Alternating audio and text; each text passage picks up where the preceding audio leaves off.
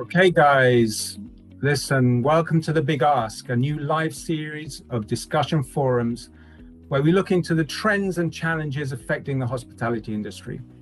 Actually, welcome to the next 45 minutes of your lives. We are going to try to make it as insightful, interesting, and interactive as we can. Wherever you're watching or listening to this episode, we hope that you will take away some actionable strategies that will help to add resilience and future-proof your business. We have enlisted the help of 3 industry experts from varied sectors to give us a holistic view of the situation and a different perspective on how to overcome these challenges. They will give a more in-depth bio in a few minutes, but for now, welcome Henrike, Enzo, and Pablo, and thank you for joining us on The Big Ask. First of all, a little bit of housekeeping. Do ask questions in the chat, okay? We will be looking through those and trying to answer those at the end of the session. We're also going to be running a couple of polls, okay? So do please take part in that. And I apologize in advance if you hear any low-flying aircraft. The benefit, of course, is that travel is back. Travel in hospitality has endured a challenge unlike any other. And now is a good time to review and to see how people adapted, what positives we can take, and how can we use what we have learned to make us stronger and more resistant to challenges that no doubt await us in the future. I'll give you a few examples that I came across recently that made me think, okay, these are positive changes. Someone is thinking outside of the box. And it shows the power of collaboration and partnership building. Okay, so recently, a couple of months ago, I was up in Cumbria, and I was in a small market town, and I saw the local hotel, and they had collaborated to put a hairdressers in the hotel. So 2 businesses coexisting together. Okay, obviously extra footfall for both of them. Another one near me is a guest house where they had set up an Amazon locker storage in their car park. Again, footfall that's coming in, seeing the hotel, and that can always bring customers later on. And then just an example from the high street, which, you know, maybe it had been there for a while, but only noticed it recently, which was Next, okay, which is a big fashion distribution company, and they had collaborated to get Costa, which is a coffee shop, into the building, but also, and this was new, also collaborating to get a TUI travel agency into their shop. So 3 different businesses working together, trying to drive complementary footfall into the businesses. So all of these kind of things was making me think, well, you know, what can hospitality do to try and do some of these things, to try and look a little bit further than usual, think outside of the box, and look at ways to strengthen their business. Now, this feels a little bit like a quiz show, so let's find out a little bit more about our contestants or panelists, and then we'll move into our first segment. So Henrike, would you like to kick us off with a brief bio? Yeah, sure. Thank you so much, Adam, for the introduction, and thanks for having me. It's super exciting times. So hello, everyone. I'm Henrike, and I work for Vrbo, which was previously HomeAway, belongs to Expedia Group, and I am a connectivity account manager. So I've been doing this for the last 5 years or so, and before that, I was working for a large channel manager in the product team and also in the implementation team, and before that, I was working in hotels. So I've been around the industry a bit. I'm German, as you may be able to tell from my accent, but I am actually in London. That's my home now, and it's been for the last 6 years. And as you can see from the weather, clearly.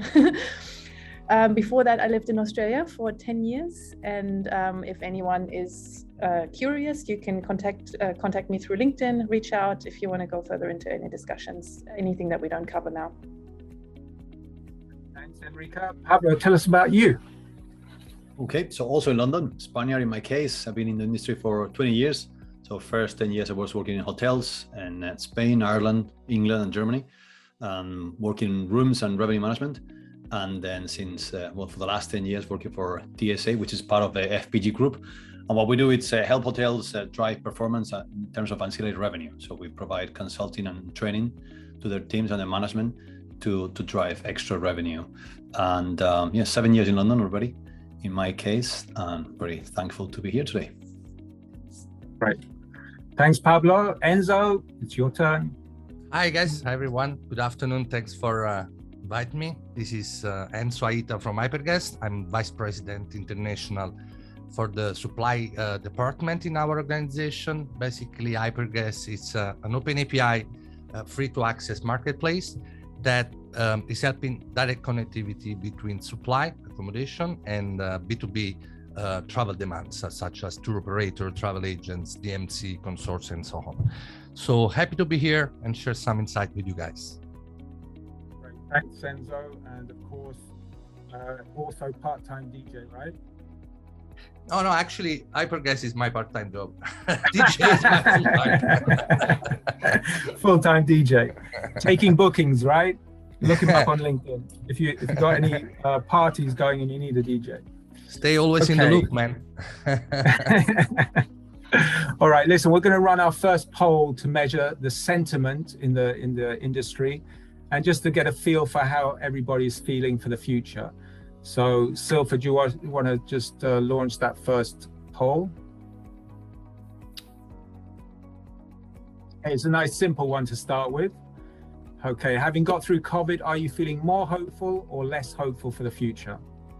Okay, so that's there. Take some time, give us your input on that, and we'll have the result of that after this first section that we're going to go into now. Okay, so I'm going to give you a couple of seconds to get that done. What we're going to do now really is take a look at the impact of the last 18 months and how the industry has done. Okay, of all the sectors, travel and hospitality has probably been one of the most impacted. Unless you're in theatre, I don't think there's anything that has got impacted more. And obviously, depending on where you are, which country you're in, you will have been more or less impacted. But certainly, nobody has come out of this without some scars, I expect. But often those scars make us stronger. So let's have a look at what the situation has been. Enzo, what do you bring with you from this pandemic, and what are you really happy to leave behind? And more generally, how has the strategic approach for hotels changed in this time? Right, so a lot to say here, guys. So of course, I don't want to bring a lot of stuff from the pandemic. We know that. But of course, it was, I think I've been, personally, I feel lucky. This pandemic gave me the opportunity, in one hand, to increase my business. We are at HyperGuest doing a lot of stuff, and actually the let's say this break in time gave us the opportunity to develop more and more the product, the platform, and the integration, which is our core business. But generally speaking, I had a time, and maybe also because the hoteliers were more, free time and having opportunity to meet and discuss with more tech vendors or experts in the industry. I've been speaking with a lot of hoteliers, but so many, really every day had different calls, presenting HyperGuest, but generally speaking, to understand the situation of the hotels in different destinations. And of course, what raised this situation was, of course, it was a kind of reset. We all know that travel and hospitality, this is something would never end. This is not something that you can control. It's a human emotion. So at some point, people want to travel back again.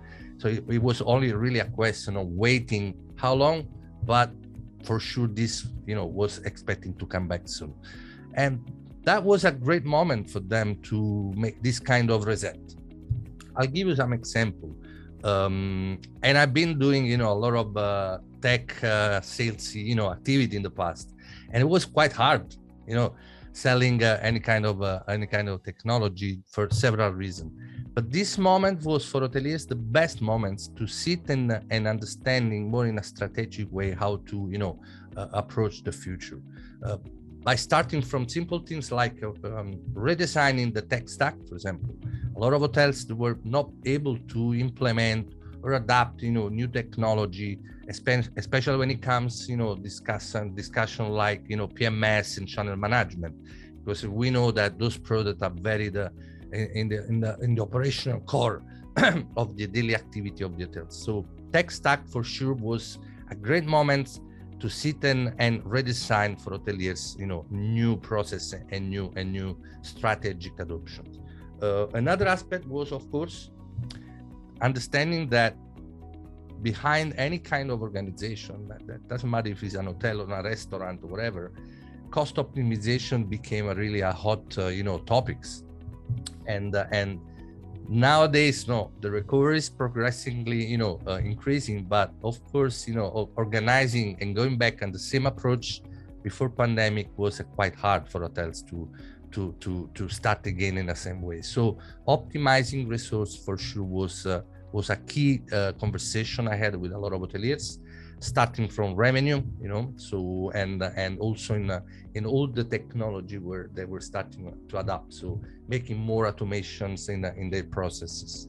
For example, other aspect, we noticed that a lot of hoteliers seen a huge increase, for example, in direct sales, so which became for them not only a little share of the overall revenue, but became a key strategic for the future. So now more and more hotels are implementing more strategy and pay more attention to the opportunity to bring that direct business, with a lower cost opportunistic. Digitalization, of course, became another aspect very important.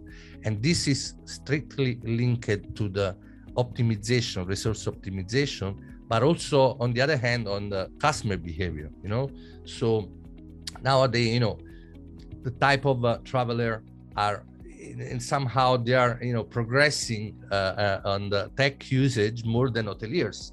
And that was a big gap before. Now, it seems that this kind of, match is on the same track. So now we see more hotels using and adapting more communication, frictionless, touchless, kind of from the chatbot on the website to the self check-in, self checkout.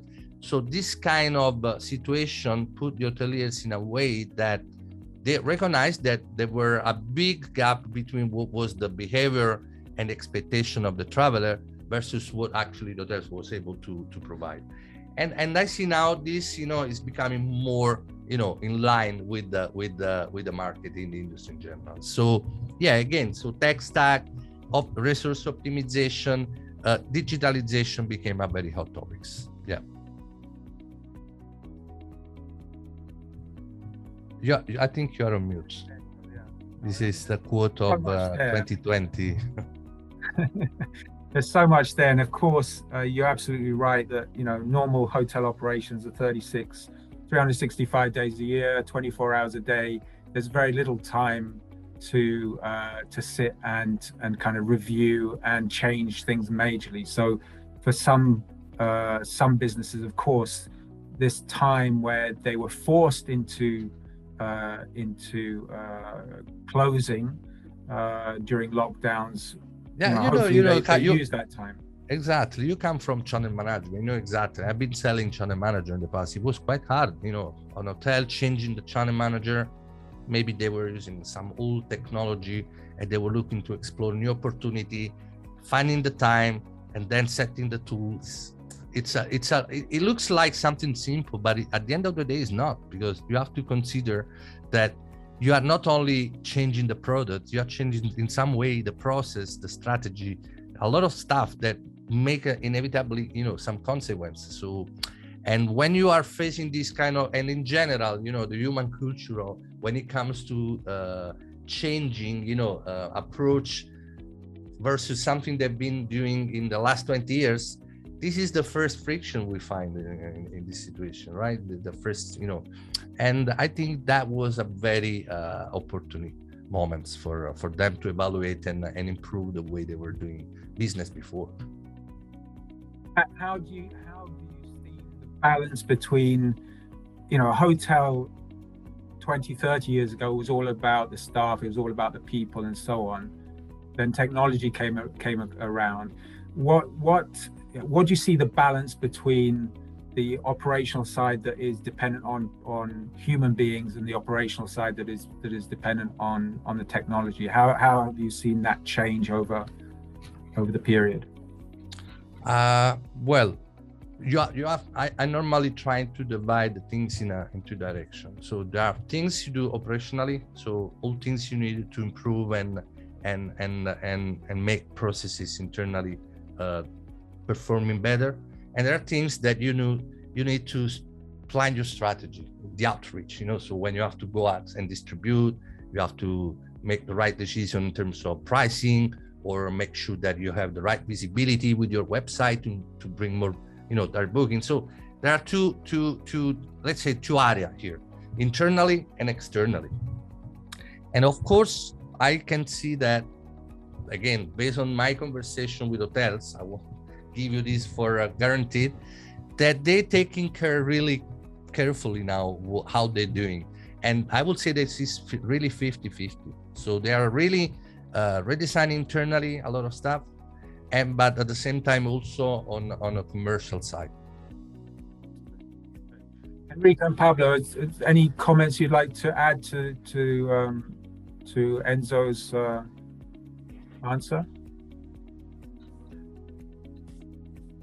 Yeah. Henrike, So I obviously speak from a vacation rentals perspective here, and I'm actually glad that I'm seeing quite some parallels here, even though it's probably on a different scale, such as the opportunity for a reset, for example. It's maybe not so much in regards to the tech stack, but more in regards to how do I take it one step further in terms of distribution? How do I optimize a little bit better? How do I do better in general? So that reset, I think that really rang true for me for sure. Yeah, I agree on one of the points that Enzo was talking about the adoption of technology, that so many hotels, especially when they had to close and they had the servers in the basement on this dark room, and say, whoops, what do we do now? So that realization, I was like, maybe we should go to cloud-based technology. That's a big wake-up call for many hotels here. Mm-hmm. You have partner clients all over the globe. What have you seen done during the pandemic that's been positive, that has been reported back to you? Thanks. A part of this is change in technology and digitalization that Enzo was talking about. I would say the resilience shown by hotels. It was a very tough time. Suddenly they have to close. You have to close completely operations for nobody knew how long, days, weeks, months. And it's true that there were some support from some governments, which helped, especially for the staff. But that made many hoteliers realize, okay, we have to be creative, do different things or things differently. And I think the total revenue management is something that has come up. So new ideas to generate revenue that maybe before they weren't thinking about. So from the food delivery, you mentioned a couple of examples before about the Next, Costa, and travel agents, getting businesses together. So you have kitchens that were underutilized for many hours. So now they become, for example, dark kitchens, and so they use the space more time, or restaurants, for example, that they are empty and shut and dark between lunch and dinner time. And some hotels are utilizing those spaces as a sort of co-working area. So there are apps already where you can book that space and pay a tiny fee. So you have this quiet space that otherwise would be sitting empty. Anyway, with the social distancing came up with new ideas, for example, from hotels to use the living room of a suite as a private dining space, to create extra dining spaces from hotels, for example, or use the meeting rooms that were empty, and many of them are still empty now because the corporate business and mine is going to be slow to come back. Use that space as co-working space, or to hire it, as you were saying, for example, in this case, you were mentioning hairdresser, it can be a local academy, whatever it is, that can generate extra revenue for the hotel. Hotels, for example, once they started to being able to reopen again, opening more to the local community, which sometimes hasn't been done in the past. Hotel was like only for people coming from far away, but not for the neighbors. And in a way that was wrong. So the pandemic has changed that. So offering access for a fee, obviously, to the swimming pool, to the wellness area, day passes to swimming pools, for example, in resorts. So local residents could enjoy the hotel facilities. So they were enjoying it. The hotel was making extra revenue that it was untapped before. It was sitting there. The option was there, but it wasn't done for whichever reason. And the pandemic made them realize that there were new revenue streams available. How many, if you think of a percentage, how many hotels do you think have looked out of the box and really sort of gone full out on that, that total revenue model where you're really looking at everything that you have, every asset that you have in your hotel, and looking at ways to optimize, that asset? Well, not as many as they should. That's for sure. The thing is, I was discussing yesterday with someone about we tend to talk about hospitality and hotels. We look at the bigger picture, big companies, big chains, but most hotels are independently run. There are small companies, they have 8, 10, 15 team members, 40, 50 rooms. So outside of the big companies, the global big chains, you have thousands. I mean, the majority, higher percentage is independently run hotels who might not have the capabilities of accessing to this sort of technology or ideas. I mean, it's not, at the same time, they could also be more flexible to adapt to new ideas when, big company hotels, they have to wait for the mandate of the corporate to allow them to change whatever. So it's a mix, to be honest. But I think in general, it's been a great wake-up call for everyone to realize that, as someone told me not long ago, you should not only do revenue with the space where there is a bed. There is, every space in the hotel can be maximized to generate revenue. So much revenue is measured on that RevPAR, a box with a bed in it, and that's it. Okay, filled it, we're 100%. Wow, great, we've done our job. But of course, the rest of the assets within the hotel will be draining all of the revenue if they're being run without at least breaking even on those assets. So lots of wasted spaces, or let's put it a different way, lots of opportunities there. 100%. And it's a matter of getting used to it and practice. For example, here in London, it's very common to have slots in a restaurant, and you have dinner even 7 to 9 or 9 to 11. In other places, people is like, what are you talking about? No, I sit here for as long as I want. So it's about, so it's changing the mindset of both hoteliers or restaurants in this case and customers. And once they get used to it, they'll find it normal. And obviously you can imagine, multiply by 2 the revenue you generate in a restaurant in an evening by just creating the slots or making sure the bookings are followed up. It's so painful to be sitting in a restaurant, people be turned around, and there's a table sitting empty there because theoretically someone has booked it and will show up, but they never do. And there is no penalty or fee in restaurants. Again, there's something that will come, but for the time being, most people, you can still book a hotel room, not show up and not be charged. The same with a table in a restaurant. So there's things that are changing, will come. And whatever we see now, for example, in the airline industry as normal, we'll see that, I guess, in the hotel, in the hospitality or the accommodation as normal in a few years' time. Yeah, I think that was great point from you, Pablo.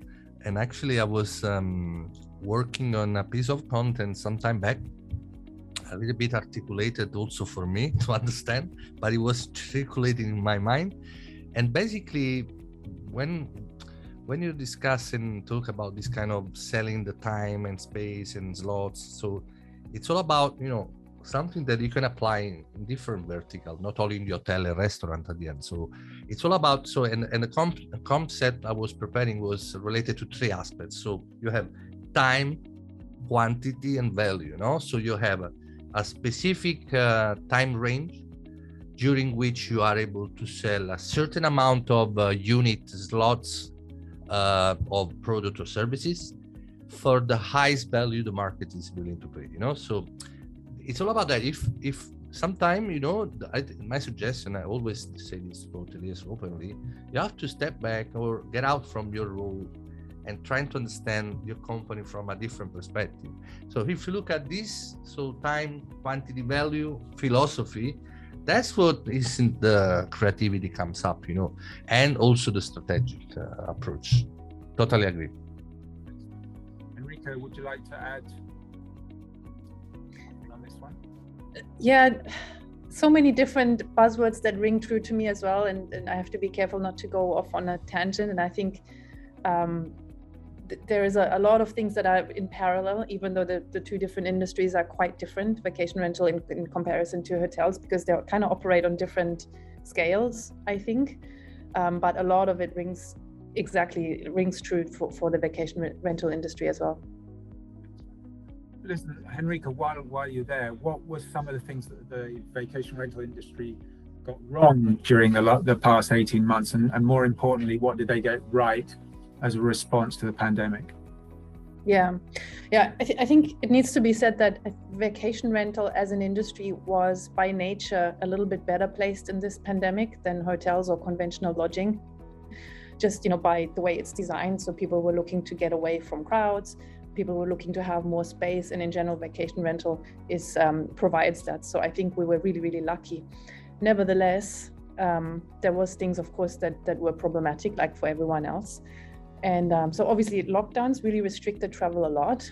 And I think that one of the things that could be improved is that some regions or even whole countries were better prepared than others for this change of travel behavior and the traveler audience. So for example, regions that have traditionally relied on international tourism, they suddenly had to switch to attract a completely different audience. And so some regions really capitalized on this, such as, for example, Germany or Holland, while others missed out on that, particularly, I think, in the south of Europe. So that's one thing. Another thing I can think of is this whole unprecedented situation with huge amounts of cancellations coming through. So I can't imagine that being easy for any industry or in hotels as well. I think that was hard for everyone. But I feel like in the VR industry particularly, there wasn't really a system or a general agreement on how to deal with refunds, for example, how to move bookings, how to refund, who to refund, what's fair. And then the whole operational side of this was a little bit difficult to manage. So, for example, there wasn't really voucher systems and things like that, or at least not on a scale like we've seen. So yeah, I think that created a lot of unhappy people on all sides of the business, and we can definitely learn from that. So that was one of the tougher aspects. What sort of positives can you see where really, VR were ahead of the hotel industry during the pandemic? Yeah, lots actually. I think depending on the region, of course, some suffered more than others. But I think in terms of the changed traveler behavior, like I said earlier, the VR industry actually was quite quick, I think, to adopt different types of amenities that travelers were looking at, and demands such as more flexible cancellations, longer stays. So I think the VR industry they were pretty quick, and I think part of it is due to the fact that they are reliant on technology providers, and it was helped along by lots of the software providers that they were using to facilitate those things that travelers needed. So that was good collaboration as well. Another thing that I think worked quite well was diversification. It's a little bit more difficult, I think, in vacation rental, but we've seen some property managers kind of branching out into longer stays, which was needed. And then some of them even took that to the next level and took it off the market for vacation rental completely and went into residential. So that's something else that we've seen, but I do believe that will come back. And what else? There was I think Enzo mentioned earlier that the downtime, or what happened when people were sitting in the dark, for example. So when there was no bookings at all in lockdown, I think property managers really used that time quite wisely to really look at their marketing strategy, looking at their properties as well. So not only looking at their online content, but also looking at what does it look like in the house or in the apartment. Do we maybe need to do a refresh? We know that people were generally renovating a lot during lockdown, and I think a lot of people did that, and then optimize the online content so that it's really ideal for people to book when they're ready to. Absolutely. I mean, that opportunity to refresh or to remodel, really important. You know, the difference in nightly rate based on the state of the property that you have is huge. You know, you repaint and remodel, refresh, get designer furniture in, and you can up the price by 25% at least, for the next 3-4 years easily. So all of those kind of things are really important to put in place. Pablo and Enzo, have you got some thoughts on your view from the hotel space on the VR sector and how that's fared? Okay. Yeah. So I've been, very close to this particular part of the accommodation. I have several friends running a small, someone big organization, managing hundreds and thousand apartments and villas. Send me the contact after, Enzo, okay? Sorry? Send me the contact afterwards. Yeah, definitely. And that might be also some good price for us. So. But the funny thing is, when 15-20 years ago, this kind of trends was starting to enter in the industry. Actually, this is a very old. It's something which became more common and known in the industry in the last 10-15 years more. It was fun because at that time I was only operating, of course, I've been always operating in the hotels, and looking at those friends managing this, situation where I was getting fun. I am in the hotel, this 4 or 5 star luxury hotel. What do you want to compare this house with this hotel? And I was joking around this part of. But then suddenly, we recognize hotels that this industry, it's competing. At the end, it's a competition, because if we look at the basic, it's someone coming from somewhere, need to sleep somewhere, right? So they now have double option, so they can choose an hotel or a vacation rental. So at the end of the day, it's a real competition. But the funny thing is, I was joking on that with some hoteliers, and they were not getting worried about any things, in the competition with VR.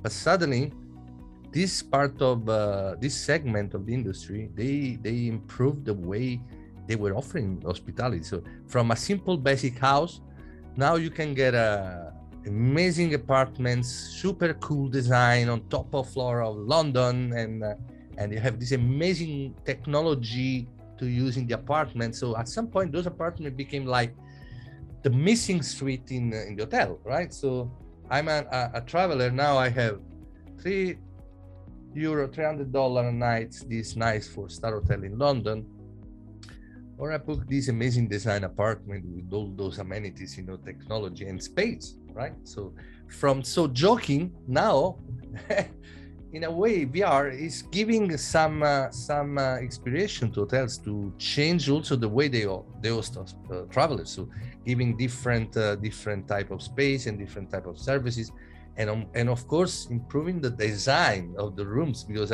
believe me, I've been sleeping in amazing famous hotel, but with old rooms, furniture very old, and then when you have this comparison, when you look at the picture of on those amazing website, and you can compare easily the room of the hotel and the apartment.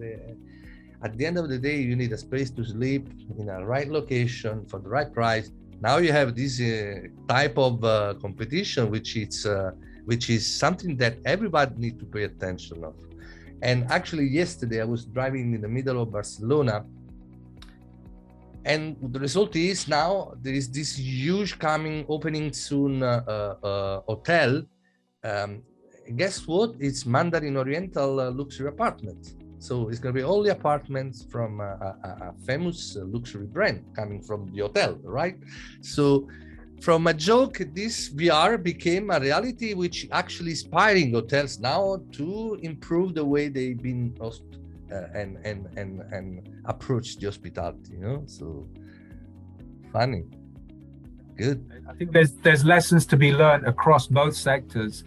And there's obviously things that each one does really well, and there's so much that can be shared, in fact. And I mean, we can see it now with a lot of the big hotel chains embracing, in many different ways, vacation rental with their own brands. So we'd see that with Marriott, we've seen that with Accor as well, with some of the purchases that they've done. So, you know, that's obviously going to become closer and closer over time, for sure.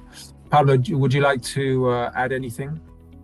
You know, I agree. And the thing is, I think the line between hotels and VR is getting thinner and thinner. And there's, you know, you see, for example, now Hilton has been in the news lately because they're stopping to clean the rooms on a daily basis for some of their brands. Okay. Was different. And then, as Enzo was saying before, you can have a contactless experience in a hotel. Check in, check out, everything can be done with your app. You don't have to pass through the reception. In many countries, you don't have to show your passport or anything. So completely contactless relation, and there's no cleaning the rooms every day. So where's the difference between a hotel and an apartment then? At the end of the day, if the experience is basically going to be the same, and the apartment is maybe offering me, I mean, apartment as VR, right? A better location maybe, or newer decoration, or more flexibility, because in terms of in and out, ordering from Deliveroo, for example, you know, what is the advantage then staying in a hotel versus staying in a VR? So I think hotels have to rethink on what kind of services they offer if they want to differentiate themselves from VR. And I think, you know, technology has been the great leveler, because, you know, before the vacation rental sector really exploded on the scene, it was technology that the hotels had that VR didn't. You know, check in on a VR was difficult. You had to phone and you had to meet somewhere, and you had, you know, it was very complex to get that kind of service. Now with technology, all of that side of things has really smoothed out. So it's much easier to compete against one against the other. Okay, listen, I think that was great. Lots of interesting points that were brought up. Let's have the results from our first poll. Just get an idea of how everybody's feeling in the sector. And okay, it's positive. We definitely have a more hopeful industry, which is great as we go into the next segment, which is going to be about, you know, the things that we can actually do to make that even better and even stronger going forward. So it's good to be positive. For all of those that are less hopeful, drop me a message and I'll cheer you up, and I'll show you ways to change your perspective. Okay, great. All right, listen, let's also, well, before we move on to the next segment, let's get the second poll up and people can have a quick look at that. Let's see, there it is. Okay, so to add resilience to your business, what will you action? Okay, it's a single choice. Is it new technology? Is it new local partnerships? Is it new distribution? Is it hybrid staffing? Okay, so lots of, wow, that's going very quickly. You're being very proactive in answering all of that. Let's take that off the screen, and we'll give you the results of that poll at the end of this segment.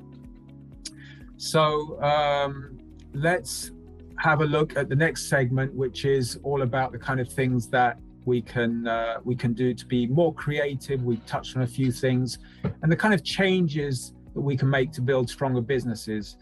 Change is one of the most difficult things to do, right? I mean, you've said earlier, I think Enzo was talking about, you know, businesses that have been running the same way for 20 years, and this pandemic has been kind of a shock to their system, which has forced them to change. But we shouldn't need to be forced to change. We should look at the opportunities ahead and see, okay, well, we need to change this because this is going to work better. Okay, so often change is difficult. Let's look at some of the ways that we can change. Yeah. So Pablo, you're going to start this off with maybe talking about the trends that you're seeing currently in the market. And particularly my thought is, are we moving towards a normal, a new normal, or a better normal? Okay, what's around the corner? question is what is normal nowadays? Yeah. Yeah, exactly. So exactly. new normal for sure. Hopefully it's going to be better. Yeah, 100%. So I think, I mean, going back to the previous point, it's about, in the past, most vendors, it was challenging for an independent hotel to use certain technology because it was very expensive. So it's only really affordable for big companies. Now with the advancement of technology and all the different SaaS companies, almost every hotel can afford different technology. And I think the pandemic time has been the big change in that sense. You have from revenue management systems that can run in autopilot. So you don't even need a revenue manager on site for a very small monthly fee. So with all that ecosystem of new digital tools, I think almost every hotel now can look at the entire customer journey. And that's what they're doing. So if you ask me for a trend, I would say that one. And realizing, okay, how can I improve the experience and at the same time generate more revenue throughout the entire customer journey? So can I use this company or this tool that is going to send a message pre-arrival to the customer to maybe do an upsell?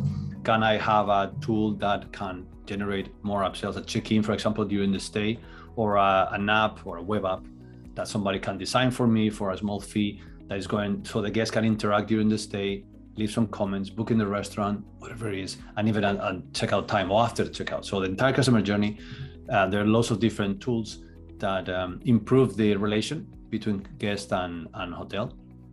And so make the life of the guest easier, also the hotel. Now that we are challenging, we're in challenging times when it comes to staffing. So technology can also help in that sense. So from the hotel point of view, that'll be that trend that I'm seeing. From the guest point of view, one is big one, it's alternative accommodation or VR. There is a switch from many corporate accounts that are not going to hotels anymore, but going to apartments or alternative accommodation. And is that going to go back? Are they going to go back to hotels? Question mark in there, because as you were saying before, it was challenging for that corporate person to check in or find a place, but now it's changed a lot. So I think I can see a change in a pattern in that sense. And then from the staffing point of view, that is a trend that is, I think, is global. A lot of people is leaving the industry or has left the industry, and that is a challenge for many hotels. What to do? I don't know. Joe Biden says pay them more, right? But is that the only way? I mean, if you pay them more, obviously you have to increase the rates. If you increase the rates, is your hotel good enough to have to charge higher rates? So what I see from the hotel point of view, it's a polarization in the type of hotel. So you're going to have the contactless, staffless sort of hotel, keeping the rates low, because if they have more staff and with increased wages, they couldn't afford to. I mean, could it be sustainable or profitable? And then on the other hand, you'll have the old style luxury, full staffed hotel with very high rates. And if you think of New York, for example, you cannot really find a fair, nice 5-star hotel for less like $500-600, for example. In London, you can still find them much cheaper than that. But I think we're moving towards that sort of dual way. Very cheap, contactless, staffless, or luxurious, old school sort of fully staffed, clean daily rooms sort of hotel. Can I ask you something, Pablo? Sorry to wrap your words, Adam, because this is something also that I'm, facing sometime when I talk to hotels. They ask me some recommendation. It's true now that there's a lot of tools out there at a very affordable price, but it's also true that compared before, let's make an example, RMS. Before there were only 2-3 products, very, hard to understand that really, and also for pricing perspective was very.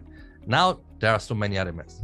Well, PMS, legacies product. Now everything is coming on cloud, channel management, so booking engine, a lot of booking. I've seen a lot of the best booking in the world. This is my best booking, and then I got on the list 100 booking engine. Now the issue is different. The hotels, they don't know what to decide, how to pick the right tools, because at the end of the day, a small hotelier or a small group, they have to invest some money, and they don't want to fall in a mistake and then start the process again of integration.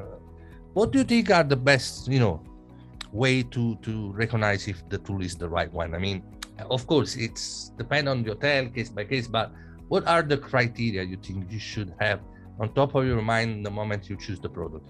More kind of user experience, product usage, or more the integration? This is a key aspect. Maybe the product is a bad looking feel, but they have an amazing ecosystem of integration. So what are you think the right criteria? I think you have to be realistic and know what you're selling and what you need. And if you don't know, then shop around and ask other hotels or their accommodation and see what kind of experience they have. So they are ultra luxury, sticking to RMS or PMS, very luxurious. Well, let's call it luxurious, right? Like pricey, really top end sort of software that for a 50-room hotel you don't need. So it's too much. So even if you have the money, why would you invest in something that you don't really need? Sure. So sure. You could be fine with a much less detailed sort of software that does exactly what you need. So the thing is, now with the technology, all the artificial intelligence and machine learning, all those softwares can collect loads of data and they can filter it fine. But do you have the resources then to analyze them and to take decisions based on, because if you don't have a revenue manager, if we stick to revenue, right, in-house, why do you need to pay them those fees to get that amount of data that you cannot reinterpret? So I think it has to do with your inventory and knowing what kind of hotel you have and what you sell, sticking to something that really fits your needs, no more, no less. Do you think integration play a key aspect in that? Yeah, but it has to be, I think, properly explained from the vendor in this case, because from the hotel point of view, you don't necessarily need to understand what integration means, open APIs and all that stuff. So I think it has to be a bit of evangelization, if that's a word, from the vendor, saying, okay, this is the product I work with. These are the 150 different tools that we integrate with, which is good for you because of A, B, C. And show them, give them an example, so the hotelier can understand the benefits of having more integration with all different tools. Yeah. I think you made a good point about asking around as well. Ask your hotelier colleagues and partners and even competitors. Sometimes they'll tell you. I think there's definitely a role for consultants suddenly. That do have that knowledge and that have knowledge of various systems, particularly around technology choice. Then there's lots of people out there that can advise you. It may cost a little bit more, but in the end, you're going to get the best solution. Okay, Enzo, let's look at distribution and just briefly tell us what is changing and what are the sort of main changes that you see evolving over the next year or so. Right. So, and this is of course strictly linked to what I'm doing with HyperGuest, and generally speaking, I mean the revenue and distribution, that was my main focus, and this is what I've seen in the last 20 years since I started my career. There are three main issues in the industry regarding the distribution. The first one, and those issues are something that doesn't matter if HyperGuest is doing or not, but it's what we are going to fix, and that will change the future. So the first issue today is, of course, margin. When I talk distribution, I'm referring more on the B2B space, okay? So distribution in that particular area, it's been suffering a lot. The rise of big OTA, of course, they hit revenue from a traditional approach of B2B, but those big players in the B2B space are still there. So in a way, they have to sustain themselves and ramp up the market again. But what happened is in the last several years, the cost of distribution raised a lot. So imagine this hotel selling through a B2B traditional, reaching this, final traveler. The booking part were handling, by different layers, different middlemen that inevitably, raise the cost. And the margin problem is not only for the hotel, it's also for the last mile travel agent trying to sell this room for this hotel at the traveler. And they have to share the revenue with those layers in the middle, so margin is of course a big issue. Second is the technology. Many of those big players I won't name of them, of course, but I know exactly who. They've been using great technology 30 years ago, and they are still using the same technology today. I think it's a right fair, So I think technology, it's another problem. The way all those layers are connecting each other, it's totally obsolete. And the result is, at the end, the data flow between, and when I talk data, I mean contents, a picture, description of the hotel versus, rates and inventory. From the hotel until this, again, last mile travel agent, this long cake of intermediaries and switches and technology generated a lot of issue, booking failure.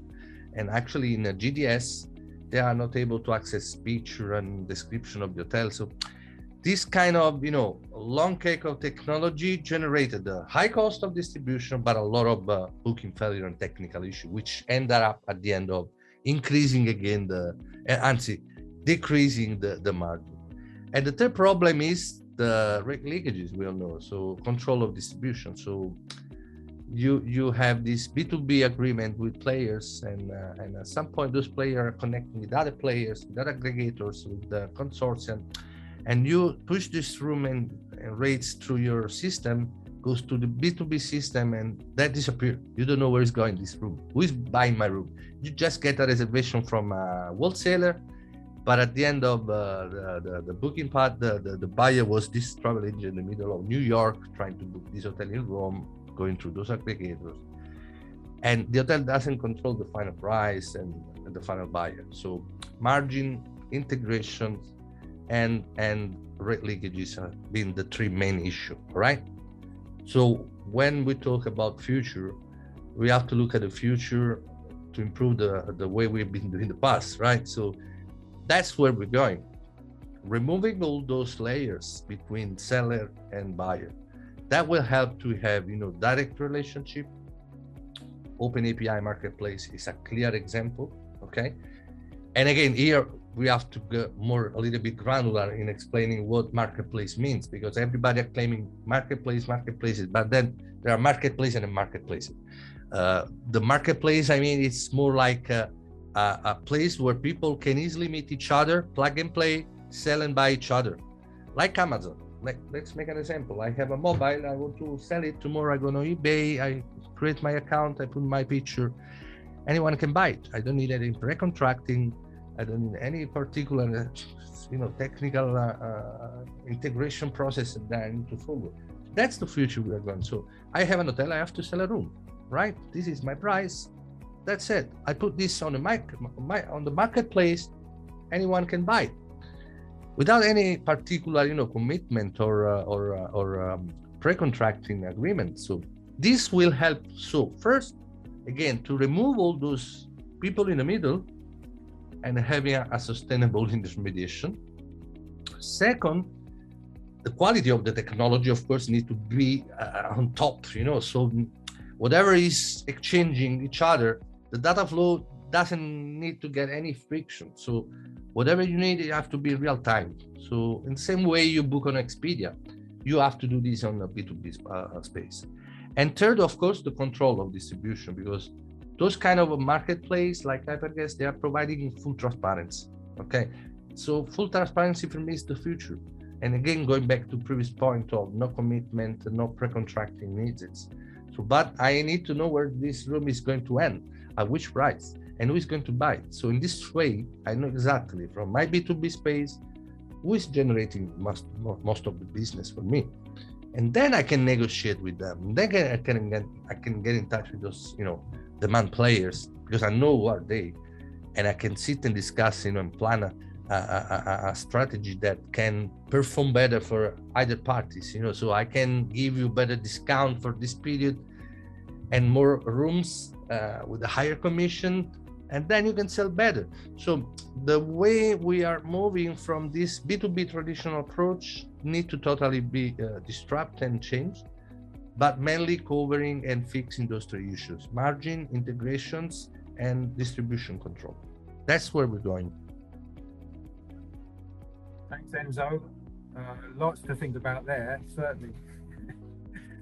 Henrike, let's just finish off with a question to you about the vacation rental industry, and let's put your crystal ball in front of you and give us a couple of things that you think the vacation rental industry is going to do over the next 12 months that's going to make a big difference.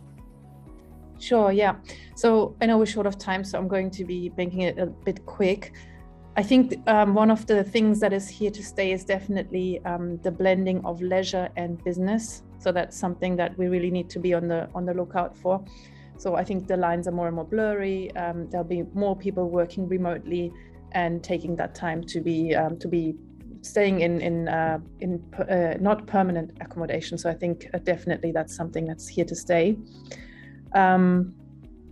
What else? The way technology is used, like, you know, the other two guys have already said, we saw a rise in tech development to make it easier, more comfortable for guests to check in, anything sort of contactless, anything safe, you know, that's been on the rise, probably already before COVID, but really emphasized through COVID. What I want to say here is that I think that's all great, and we need to make sure that the guests are having a safe and comfortable experience.